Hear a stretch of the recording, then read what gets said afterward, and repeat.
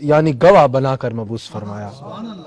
حضرت آپ نے سوال فرمایا کہ کئی لوگ انگلی اٹھاتے ہیں علم غیب کے بارے میں، تو میں نے آیت پڑھی یا ایھا النبی، آیت کا آغاز ہوتا ہے یا ایھا النبی۔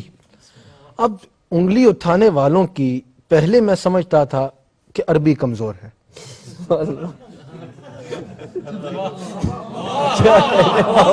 کیونکہ حضرت میں نے ان کی ایک دفعہ تفسیر پڑھی تو یا کا ترجمہ ہے، ایھا کا ترجمہ بھی کیا ہوا ہے، نبی کا ترجمہ لکھا ہوا خالی نبی۔ میں نے کہا شاید ان کی عربی کمزور ہے، جی کمزور ہے۔ لیکن پھر میں نے کہا کہ اگر عربی کمزور ہوتی تو پورے قرآن کا ترجمہ کیسے کرتے؟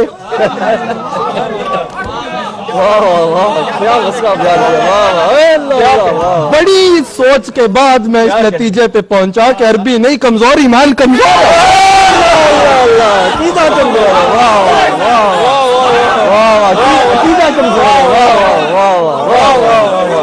مجھے واللہ میں کوئی خوش آمدی کرنے والا آدمی نہیں ہوں، الحمدللہ حق کی بات کرتا ہوں اور دشمنوں کے گھر میں جا کے کرتا ہوں کسی کی، لیکن واللہ عارف صاحب دیکھ رہے ہیں، آپ لوگ بیٹھے ہیں، امہ ٹی وی سے میری محبت کی ایک ہی وجہ ہے کہ حضور کی ناموس کے معاملے میں یہ ایک ننگی تلوار کی بات، کوئی مصلحت کا شکار نہیں ہوتے الحمدللہ۔ تو میں فیصلے پہ پہنچا کہ بھئی اگر عربی کمزور ہوتی تو پورے قرآن کا ترجمہ کیسے کرتے؟ پورے قرآن کا ترجمہ کیا ہوا ہے، ہر جگہ درس قرآن ہو رہے ہیں، تو عربی نہیں کمزور، ایمان کمزور ہے۔ تو اگر کوئی پوچھے، نوجوان اس ٹی وی چینل کو دیکھتے ہیں کہ کیا تمہارے نبی کو غیب کا علم تھا، تو ان سے سوال کیا کرو کہ ارے لفظ نبی کا ترجمہ تو جان لو، لفظ نبی کا ترجمہ ہی ہے غیب کی خبریں دینے والا۔ اچھا اب ظاہر ہے میں بیان کر رہا ہوں، آپ تسلیم کریں گے، مسلک حق کے تمام احباب تسلیم کریں گے، تمام ایمان والے تسلیم کریں گے، لیکن کچھ لوگ ہوتے ہیں جن کو اپنے قائدین کی بات سمجھ میں آتی ہے، تو ان کو سمجھانے کے لیے ایک دفعہ ابو جہل رسول اللہ کی خدمت میں حاضر ہوتا ہے۔ میرے جملوں پہ حاضرین بھی اور ناظرین بھی توجہ رکھیے، میں کسی پہ اختلاف نہیں کر رہا۔ اگر کوئی سمجھتا ہے کہ میں کسی ایک واحد طبقے پہ اختلاف کر رہا ہوں تو ہمارا کام اختلاف کرنا نہیں ہے، اور ہمارے پاس اتنا وقت بھی نہیں ہے کہ کسی پہ اختلاف کریں، اور ہمارے جملے اتنے فالتو بھی نہیں ہیں کہ ہم کسی کی نظر کریں۔ ہم اپنے آقا کی بات کر رہے ہیں، ہم اپنے آقا کی شان بیان کر رہے ہیں، اور ہمارے آقا غیب کی خبریں دینے والے ہیں، اور یہ ہمارا فرض بنتا ہے کہ اگر کوئی نادان اگر ہمارے آقا کے علم پہ اختلاف کرتا ہے تو جس طرح کوئی بیٹا اپنے باپ کے بارے میں کچھ نہیں سن سکتا، اسی طرح امتی اپنے نبی کے بارے میں نہیں سن سکتا۔ یہ ہمارے ایمان کی غیرت گوارا نہیں کرتی کہ ارے ہم زندہ اور ہمارے مالک کے علم پہ کوئی اختلاف کرے۔ خیر، ایک دفعہ ابو جہل رسول اللہ کے پاس گیا، کس طرح؟ مٹھی میں کنکریاں رکھتا ہے اور چھپا لیتا ہے، یعنی کنکریوں کو غیب بنا لیتا ہے۔ اب ابو جہل جا رہا ہے نبوت آزمانے، ایمان والا نہیں تھا ابو جہل، بڑا بے ایمان تھا۔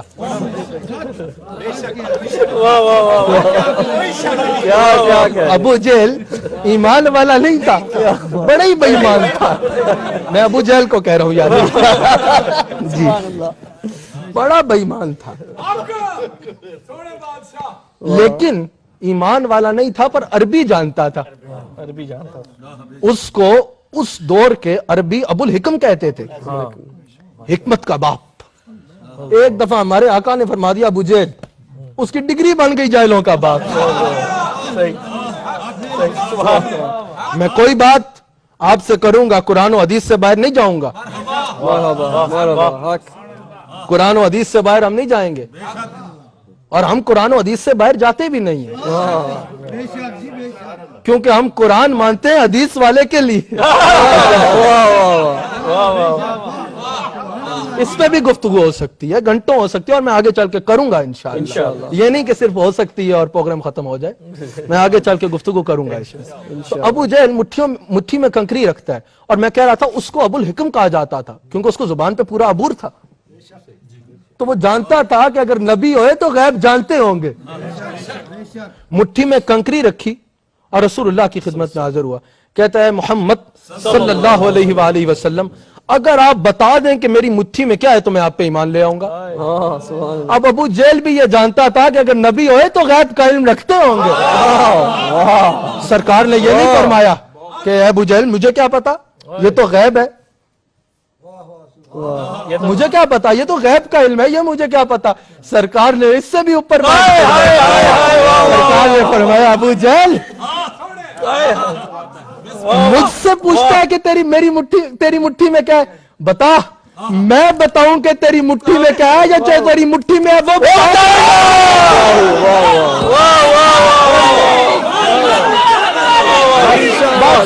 بات سنیے گا. سرکار نے فرمایا میں تجھے بتاؤں کہ تیری مٹھی میں کیا ہے یا میری توجہ سے جو تیری مٹھی میں. اس نے کہا اگر یہ ہو جائے تو کیا ہی کہنا, اگر یہ ہو جائے تو کیا ہی کہنا. اب سرکار نے دعویٰ فرما لیا کہ ہاں تیری مٹھی میں کچھ ہے. ابو جہل یہ بھی تو کہہ سکتا تھا, کبھی خالی مٹھی لا کے کہتا بھئی کہ بتائیں میری مٹھی میں کیا ہے, تو سرکار فرماتے بھئی تیری مٹھی میں کچھ نہیں ہے, جھوٹ بولتا ہے. یہ توجہ, یہ علمی نکتہ ہے. اگر آپ توجہ رکھیں گے تو جس طرح اب یہ میرے ہاتھ میں تسبیح ہے, اس کو میں بند کر کے پوچھوں آپ سے کیا ہے تو کچھ ہوگا تو بتائیں گے نا, یا کچھ ہوگا تو دعویٰ ہوگا کہ یہ بولے. اگر خالی مٹھی لے آتا ابو جہل تو سرکار یہ بھی کر سکتا تھا, خالی مٹھی لے آتا, سرکار فرماتے جھوٹ بول رہے تیرے ہاتھ میں کچھ بھی نہیں ہے. اب سرکار نے دعویٰ فرما لیا کہ تیری مٹھی میں کچھ ہے, اور بتا وہ جو کچھ ہے وہ اگر بتا دے کہ میں کون ہوں تو پھر کیسا.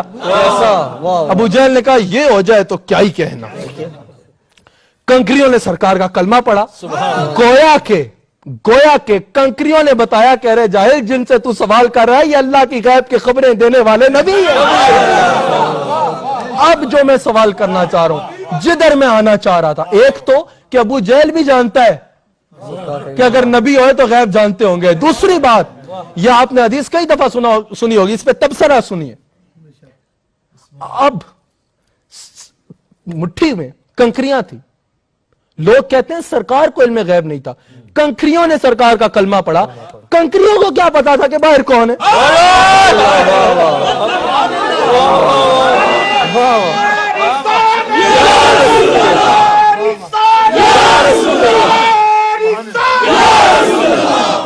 ان کنکریوں کو کیا پتا کہ باہر کون ہے. ارے تم میرے آقا کے بارے میں سوال کرتے ہو کہ انہیں غیب علم غیب تھا یا نہیں تھا. ارے محدود سوچو والو, سنو میرے آقا کا علم کہ میرے آقا کا علم تو بہت اونچا ہے. میرے آقا کی صرف توجہ کے ساتھ یاد رکھنا, جب اللہ کے نبی مردے زندہ کیا کرتے تھے, جب وہ فرمایا کرتے تھے کم باذن اللہ, ایک تو وہ فرمایا کرتے تھے کم باذن اللہ, میرے آقا نے کچھ فرمایا نہیں, صرف توجہ فرمایا. اور یاد رکھنا جب اللہ کے نبی حضرت عیسیٰ علیہ السلام مردے زندہ کرتے تھے تو اس مردے کا زندہ ہونا بڑی بات ہوتی تھی, کلام کرنا بڑی بات نہیں ہوتی تھی, کیونکہ وہ بولتا ہوا مرا تھا. اگر وہ زندہ ہوتا اور گونگا زندہ ہوتا تو نبی کے معجزے میں عیب گنا جاتا کہ نبی نے مردہ زندہ کیا لیکن گونگا ہوا. جب پہلے زندہ تھا تو بولتا تھا, جب دوبارہ نبی کے حکم سے زندہ ہوا تو گونگا زندہ ہوا, یہ عیب آ جاتا. اس لیے اس کا بڑا زندہ ہونا بڑی بات ہوتی تھی, اس کا کلام کرنا بڑی بات نہیں ہوتی تھی. لیکن میرے آقا کی توجہ کے ساتھ پتھروں میں جان بھی آتی ہے, پتھروں میں زبان بھی آتی ہے, پتھروں میں علم بھی آتا ہے, اور وہ علم خالی علم نہیں ہوتا, پتھروں میں علم غیب آتا ہے.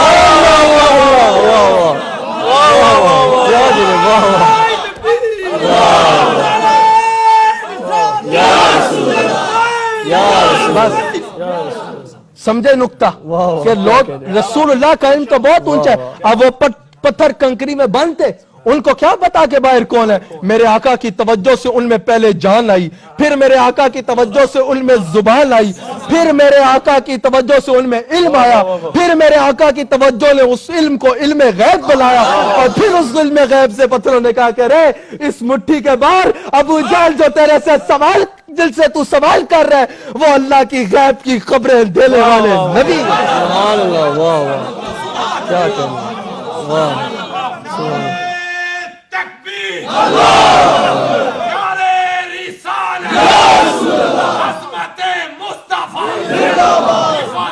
مصطفیٰ جناب اچھا وہ غیب کی خبریں دینے والے حبیب علیہ السلام، اور سرکار کا علم غیب حضرت کسی کے ماننے یا نہ ماننے کا محتاج بھی نہیں ہے، نہیں تاج نہیں، بے شک بڑی ذمہ داری سے اگلی بات کروں گا، مجھے پتا ہے ہر قسم کے احباب یہ پروگرام دیکھ رہے ہیں، جس طرح قل هو اللہ احد کسی کے ماننے یا نہ ماننے کا محتاج نہیں ہے، جب رب کریم فرماتا ہے قل هو اللہ احد تو قل کا مخاطب کون ہے؟ ہمارے آقا رب کریم سرکار کو مخاطب فرما کے کہہ رہا ہے کہ اے میرے حبیب علیہ السلام آپ فرما دیجئے کہ میں ایک ہوں۔ سبحان اللہ۔ اب یہ دعویٰ، اب اگر دنیا میں کوئی یہ کہتا ہے کہ بھئی میں نہیں مانتا قل هو اللہ احد، اگر کوئی بندہ کہتا ہے میں نہیں مانتا تو ارے تیرے سے کلام بھی نہیں ہو رہا، کلام ہی ہو رہا۔ ارے اختلاف کرنے والے اوقات میں رہیو، اپنے اوقات میں رہے۔ تیرے سے کلام نہیں ہے، تیری اتنی اوقات نہیں ہے کہ رب تیرے سے کلام کرے، کلام حبیب سے ہو رہا ہے۔ اے میرے حبیب آپ فرما دینا کہ میں ایک ہوں، نہ ادھر اختلاف نہ ادھر اختلاف۔ سبحان اللہ۔ اب یا ایھا النبی انا ارسلناک شاہدا، اب اس پہ اگر آپ غور کریں، اب حضرت نے جب میرا تعارف کرایا کہ ان کا نام جو ہے وہ حسان نصیب الرحمان ہے، یہ حضرت قبلہ حضرت صاحب کے بیٹے ہیں، یہ جو ہے یہ پاکستان سے آئے ہیں، یہ اتنے عرصے سے پاکستان سے یہاں آ رہے ہیں، اس طرح آئے ہیں، اس طرح آئے ہیں، یہاں رکے ہوئے ہیں، اگر یہ سارا تعارف جو ہے یہ ناظرین کے بجائے مجھے کرانا شروع کر دیتے کہ حضرت آپ کا نام یہ ہے، آپ یہاں سے آئے ہیں، تو میں حضرت کو کہتا حضرت مجھے پتہ ہے میں کون ہوں، آپ ان کو بتائیں۔ اب یا ایھا النبی انا ارسلنا